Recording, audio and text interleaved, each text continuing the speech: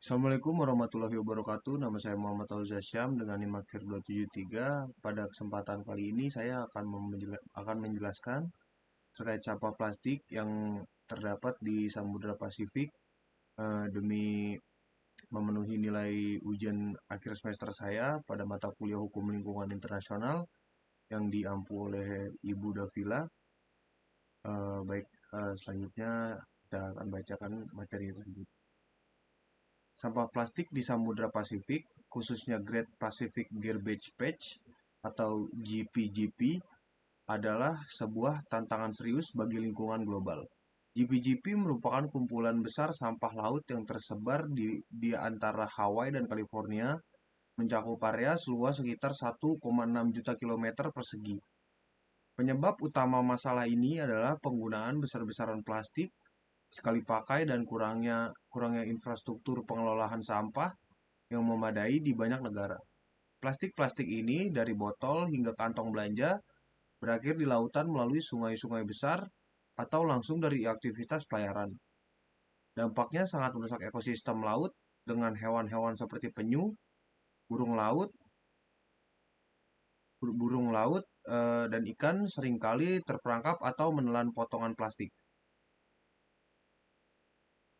Mikroplastik yang terbentuk dari degradasi sampah plastik besar juga menyebar di seluruh ekosistem laut, eh, dapat membahayakan organisme kecil dan masuk ke dalam rantai makanan.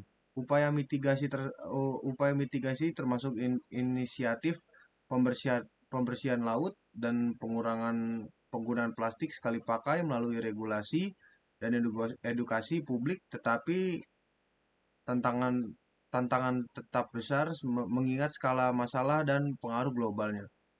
Dampak permasalahan sampah plastik di Samudra Pasifik memiliki keterkaitan yang signifikan dengan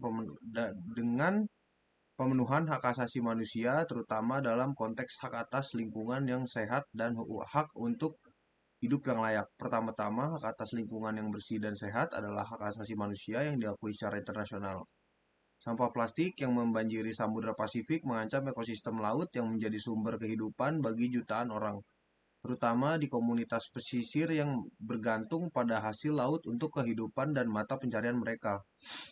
Ketika sampah plastik mengotori pantai perairan, hal ini mengancam kesehatan masyarakat lokal dan bergantung pada sumber daya laut sebagai sumber makanan.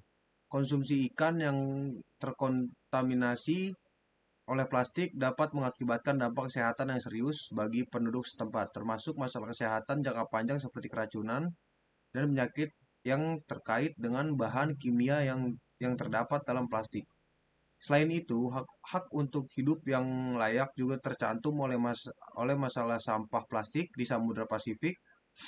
Komunitas pesisir yang tergantung pada pariwisata juga menderita akibat pantai yang tercemar sampah, yang mengurangi daya tarik wisata dan potensi ekonomi dan sektor pariwisata.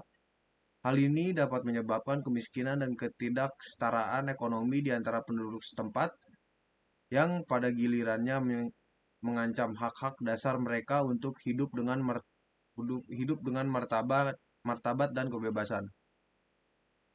Oleh karena itu, mengatasi masalah sampah plastik di Samudra Pasifik bukan hanya tentang melindungi lingkungan hidup dan spesies laut, tetapi juga tentang memastikan pemenuhan hak asasi manusia yang fundamental, termasuk hak atas lingkungan yang bersih, akses terhadap makanan yang aman, dan kehidupan yang layak bagi komunitas lokal yang terdampak. Upaya mitigasi yang efektif harus mengintegrasikan perlindungan lingkungan dengan kebijakan yang memperkuat hak-hak asasi manusia ini, untuk mencapai keseimbangan yang berkelanjutan antara pembangunan manusia dan pelestarian lingkungan. Implementasi instrumen internasional terkait permasalahan sampah plastik di Samudra Pasifik menghadapi berbagai tantangan dengan membutuhkan kolaborasi yang kuat antar negara untuk mencapai hasil yang signifikan. Salah satu instrumen utama adalah Konvensi Basel tentang pengendalian pergerakan limbah berbahaya dan pembuangan mereka. yang mengatur limbah-limbah berbahaya termasuk limbah plastik yang dapat menjadi sumber polusi di lautan. Meskipun tidak secara spesifik mengatur sampah plastik konvensional, Basel Convention memberikan landasan hukum untuk mengatasi masalah transportasi dan pembuangan limbah internasional yang dapat mencakup plastik. Di sisi lain, konvensi PBB eh, tentang hukum laut atau UNCLOS memberikan kerangka kerja hukum untuk perlindungan dan pengelolaan sumber daya laut. Meskipun tidak memiliki ketentuan langsung mengenai sampah plastik, kerjasama regional seperti Part- Partnership on Marine Litter dan Global Partnership on Marine Litter juga berperan penting dalam mengkoordinasikan upaya internasional untuk mengurangi aliran sampah plastik ke laut serta meningkatkan kapasitas negara-negara dalam mengelola limbah secara efektif.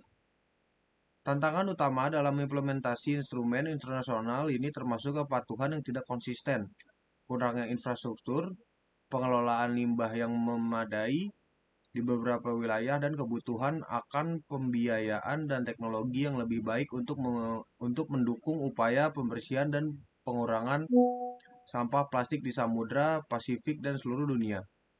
Masalah sampah plastik di Samudra Pasifik memiliki keterkaitan yang signifikan dengan tujuan pembangunan berkelanjutan atau SDGs, terutama dalam upaya mitigasi dampak lingkungan dan pemenuhan hak asasi manusia. Pertama, dalam konteks SDGs 14 tentang kehidupan di bawah air. Keberadaan sampah plastik mengancam keberlanjutan ekosistem laut dengan merusak terumbu karang, mengancam spesies laut, dan mengganggu sumber daya kelautan yang vital.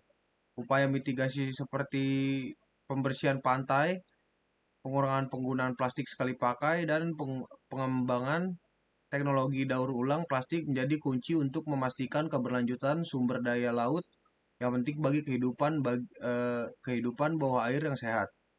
Kedua, SDGs 12 tentang konsumsi dan produksi yang bertanggung jawab menyoroti perlunya pengelolaan limbah yang lebih baik, termasuk mengurangi dan mendaur ulang sampah plastik.